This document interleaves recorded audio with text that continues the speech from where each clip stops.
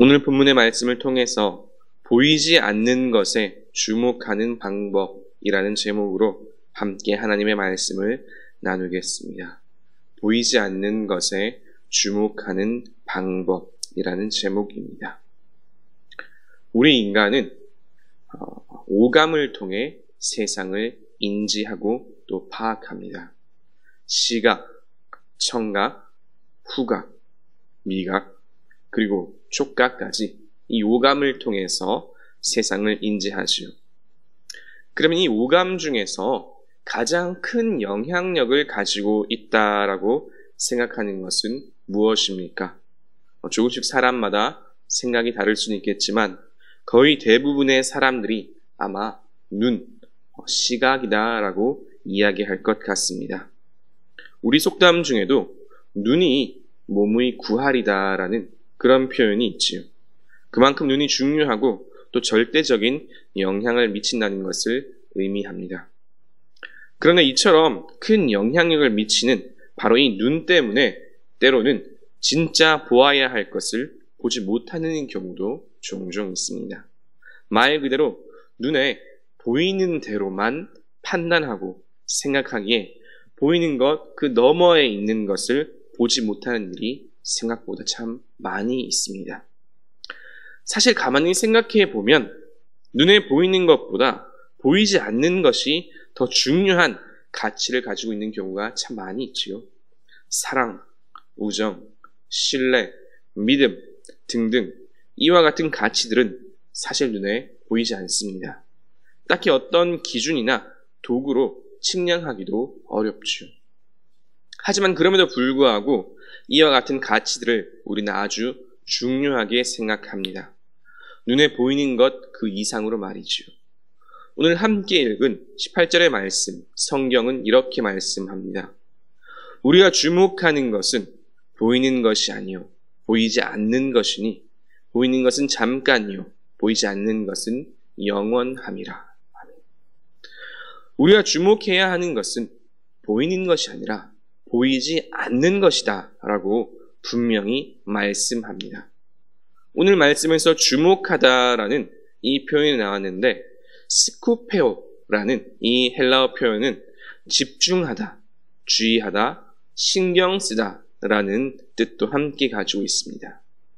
즉 우리가 살아가면서 특별히 신앙생활을 하면서 진짜로 주의하고 신경 쓰고 또 집중해야 하는 것은 바로 보이지 않는 것이라는 의미입니다. 실제로 그렇지요. 조금 전에 세상 사람들도 사랑이나 우정, 신뢰 등 보이지 않는 가치를 더 중요하게 생각한다고 함께 나누었습니다. 세상 사람들도 그럴진데 우리 그리스도인들은 더더욱 그렇습니다. 구원과 영생, 눈에 보이지 않지요. 성령의 9가지 열매, 눈으로 볼 수 있습니까? 예수님께서도 말씀하셨습니다. 하나님의 나라는 눈에 보이지 않는다고 말이죠. 이처럼 우리 기독교에는 거의 대부분의 중요한 가치와 핵심의 진리들은 눈에 보이지 않습니다. 문제는 처음에 말씀드렸다시피 눈에 보이지 않기에 이와 같은 핵심적인 진리와 가치들에 집중하는 것이 생각보다 쉽지 않다는 점이지요. 중요한 것을 알고는 있지만 집중하는 것이 어렵습니다. 이것이 우리 신앙생활의 큰 어려움 가운데 하나이지요. 그런데 오늘 말씀에는 이 보이지 않는 것들에 주목할 수 있는 방법을 알려줍니다. 어떻게 하면 이 보이지 않는 것들에 주목할 수 있는지 그 방향성을 제시해 줍니다. 오늘 이 부분에 대해서 함께 나누어 보고자 합니다. 그 첫 번째 방법은 단순하면서 너무나 당연한 이야기들입니다. 그것은 바로 믿는 것입니다. 더 정확하게 말하면 단순히 믿는다고 말하는 것 그 이상으로 분명하고 확고한 확신을 가지는 겁니다. 정리하면 성경이 말씀하는 진리에 대해 분명한 확신을 가지는 것입니다. 이것이 보이지 않는 성경의 진리에 주목할 수 있는 첫 번째 방법입니다. 다시 한번 말씀드립니다. 성경이 말씀하는 진리에 대한 분명한 확신을 가져야 합니다. 사실 너무나 당연한 이야기이지요. 그러나 이 당연함에 진리가 담겨 있습니다.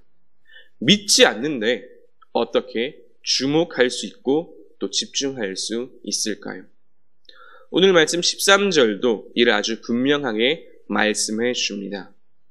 기록된 바 내가 믿었으므로 말하였다 한 것 같이 우리의 같은 믿음의 마음을 가졌으니 우리도 믿었으므로 또한 말하노라.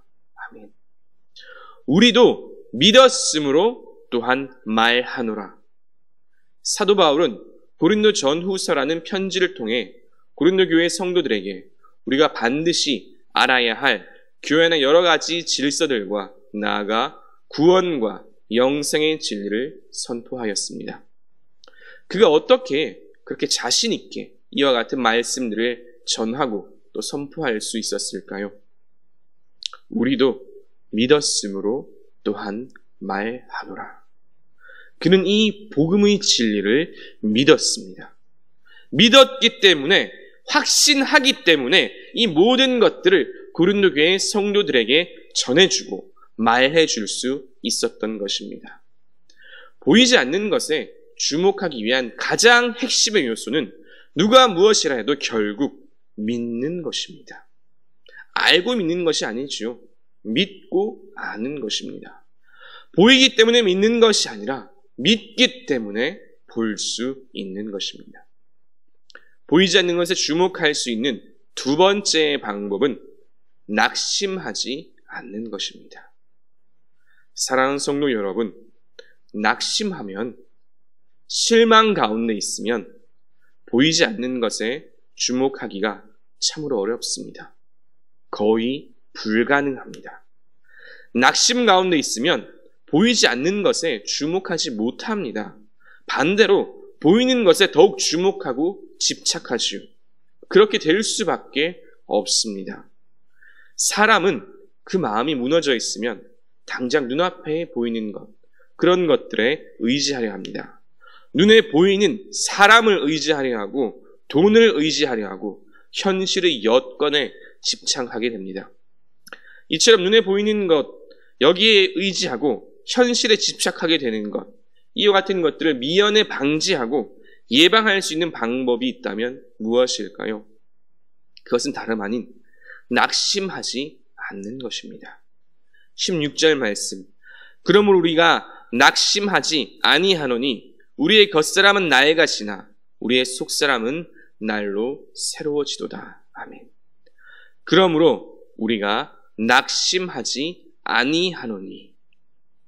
사도 바울은 십자가에 달리심으로 우리를 구원하신 예수 그리스도와 이 예수님을 다시 살리신 하나님을 믿는 그 믿음이 있었기에 어떤 현실의 어려움 속에서도 낙심하지 않을 수 있었습니다. 그리고 낙심하지 않았기에 보이지 않는 것에 더욱 주목할 수 있었지요. 누군가 말합니다. 내가 처한 현실이 너무 어렵습니다.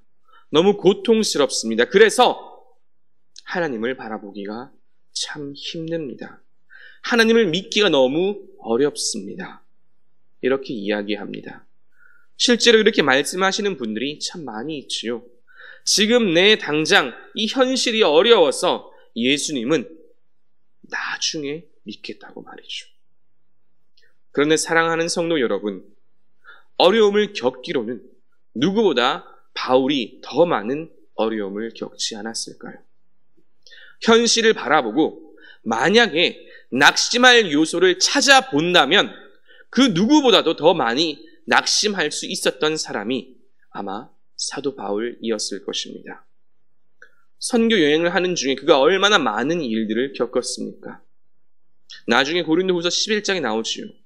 옥에 갇히기도 하고 매도 수없이 맞고 여러 번 죽을 뻔하고 40에 하나 감한 매를 맞고 태장으로 맞고 돌로 맞고 3번 파선하고 여러 번 자지 못하고 줄이고 목마르고 굶고 춥고 헐벗었다 라고 바울은 그렇게 고백합니다. 그런데 그래서 바울이 낙심하였습니까? 낙심하지 않았습니다. 오히려 그는 그럴수록 더욱 하나님을 바라보았습니다. 보이지 않는 하나님을 더욱 바라보고 믿었습니다. 그리고 이렇게 낙심치 않고 보이지 않는 하나님을 바라볼 때 하나님께서 그에게 놀라운 상급과 은혜를 주셨지요. 특별히 16절 말씀, 그럼 우리가 낙심하지 않으냐 하노니 우리의 겉사람은 낡아지나 우리의 속사람은 날로 새로워지도다. 아멘. 우리의 겉사람은 낡아지지만 우리의 속사람은 날로 새로워지는 그런 축복을 바울은 경험하였습니다. 우리의 현실의 어려움에 낙심하지 않고 보이지 않는 것에 주목한다 할지라도 우리를 둘러싼 환경은 변하지 않을 수 있습니다. 우리가 아무리 보이지 않는 그런 하나님의 영광에 주목한다 할지라도 우리를 둘러싼 그런 환경이 변화하지 않을 수 있다는 것입니다. 어쩌면 우리의 육신의 건강이 더 나빠질 수도 있습니다. 우리의 겉사람이 더 낡아질 수 있다는 것입니다. 그러나 우리의 속사람은 그럴수록 더욱 새로워지는 줄 믿으시기 바랍니다. 현실의 어려움에도 낙심하지 아니하고 실망하지 아니하고 하나님을 바라볼 때 우리의 영혼은 날로 새로워지며 우리의 영성은 더욱 깊어집니다.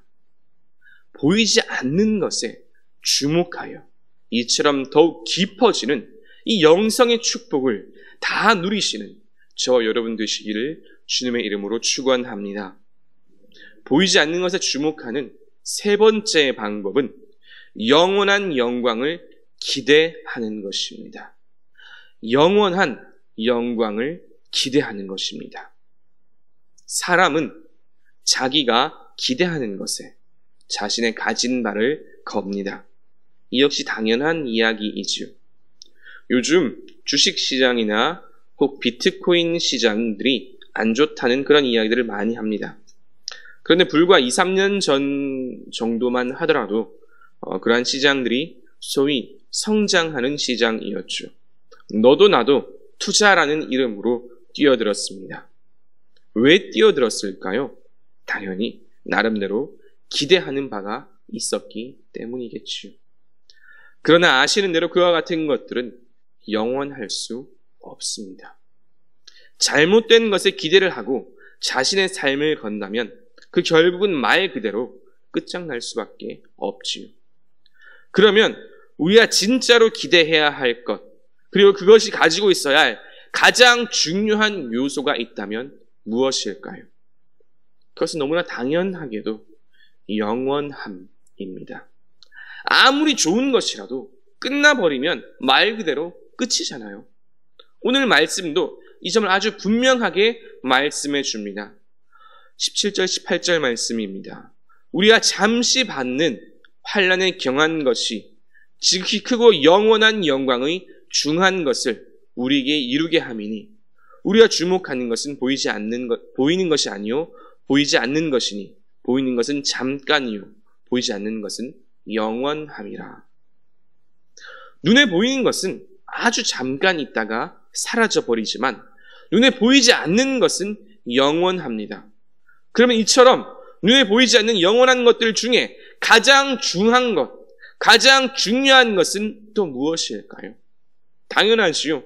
바로 우리 하나님의 영광입니다. 보이지 않는 하나님의 나라입니다. 오늘 말씀은 눈에 보이지 않는 것을 주목하는 자들, 우리 그리스도인들에게 이 영원한 하나님의 영광을 이루게 하신다고 합니다. 하나님께서 우리를 통해서 하나님의 그 영원한 영광을 이루게 하신다고 말씀합니다. 아시는 대로 사도 바울은 선교 여행을 하면서 수많은 어려움, 환난을 당하였습니다. 그리고 로마 감옥에서 순교하기까지 하였죠. 사도 바울뿐만 아니시죠. 수많은 믿음의 선진들이 그러한 고난과 역경, 환난 속에서도 믿음을 지켜갔습니다. 그리고 복음을 전했지요. 그들은 무엇을 위해서 또 무엇을 보았기에 복음을 위해서 그토록 자신의 삶을 죽기까지 던지고 희생할 수 있었을까요?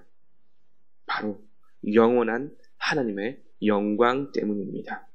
눈에 보이는 잠깐 그것에 주목한 것이 아니라 눈에 보이지 않는 영원한 하나님의 나라, 그것을 주목하였고 그것을 기대하였습니다. 하나님께서 그와 같은 영광을 자신들에게도 허락하실 것을 기대하였습니다. 하나님께서 허락하실 그 크고 영원한 영광을 바라보고 기대하였기에 그들은 자신의 삶을 조금도 아끼지 않고 하나님의 그 복음을 위해서 바칠 수 있었던 것입니다. 주 예수를 다시 살리신 이가 예수와 함께 우리도 다시 살리사 너희와 함께 그 앞에 서게 하실 줄을 아노라. 아멘. 예수님을 다시 살리신 그 하나님께서 우리를 다시 살리신다는 그 믿음이 우리의 선진들, 우리의 믿음의 선배들에게 있었던 것입니다. 너무나 당연하게도 이 믿음을 우리도 가져야 할 줄로 믿습니다. 이 믿음을 기억하고 본받아서 우리도 보이지 않는 하나님의 그 영광에 주목하는 그 삶을 살아가시길 주님의 이름으로 축원합니다. 이제 말씀을 정리합니다. 하나님께서 만드신 이 세상의 본질적이며 중요한 가치들은 거의 대부분 눈에 보이지 않습니다. 그러나 눈에 보이지 않기에 그러한 가치들이 중요한 것을 알고는 있지만 집중하지 못하는 경우가 참 많이 있지요. 하나님의 나라의 가치는 더더욱 그렇습니다. 영생과 구원, 성령의 열매, 하나님의 나라는 눈에 보이지 않습니다. 그렇게 수많은 그리스도인들도 알고 있음에도 잘 주목하지 못합니다. 오늘 말씀은 어떻게 하면 이와 같은 보이지 않는 것들에 보다 더 잘 집중하고 주목할 수 있는지 말씀해 줍니다. 그 첫 번째는 누가 뭐라 해도 결국 믿음입니다. 우리를 구원하신 예수 그리스도에 대한 믿음, 보이지 않는 하나님 나라에 대한 확신, 이러한 믿음이 있을 때 우리는 보이지 않는 이 중요한 가치들에 집중할 수 있고 또 이것을 볼 수 있는, 보이지 않는 것들을 볼 수 있는 시야를 가질 수 있습니다. 보이지 않는 하나님의 나라를 믿어야 볼 수 있고 믿어야 알 수 있습니다. 두 번째는 낙심치 않는 것입니다. 낙심하는 바로 그 순간 우리는 눈에 보이는 것에 집착하기 시작합니다. 진실로 눈에 보이지 않는 것을 보기를 원하고 집중하기를 원한다면 우리는 우리를 둘러싼 환경으로 인해 낙심하고 실망하는 것을 즉시로 멈추어야 합니다. 하나님은 현실의 상황에 굴하지 않고 실망하지 않는 사람들에게 특별한 은혜를 부어주시는데 그것은 바로 더욱 깊어지는 영성입니다. 현실의 상황은 어렵고 우리의 겉사람은 낡아지더라도 낙심하지 않고 실망하지 않고 하나님을 바라볼 때 우리의 영혼은 날로 새로워지며 우리의 영성은 더욱 깊어집니다. 보이지 않는 것에 주목하는 마지막 세 번째 방법은 하나님께서 주실 그 영원한 영광을 기대하는 것입니다. 사람은 누구나 다 자신이 기대하는 바에 자신의 삶을 겁니다. 그렇다면 우리가 진실로 기대해야 하는 것은 무엇일까요? 그것은 바로 영원한 하나님의 영광, 보이지 않는 하나님의 나라입니다. 이 세상에 잠깐 있었다가 사라지는 그런 보이는 것들이 아니라 보이지 않는 영원한 하나님의 영광을 우리는 기대해야 합니다. 사도 바울을 비롯한 수많은 믿음의 선진들이 그 어려운 현실, 죽음의 현실 속에서도 복음을 전하고 믿음의 길을 걸어갈 수 있었던 이유가 무엇일까요? 다시 말해 보이지 않는 하나님의 나라에만 집중하고 주목할 수 있었던 그 이유가 무엇일까요?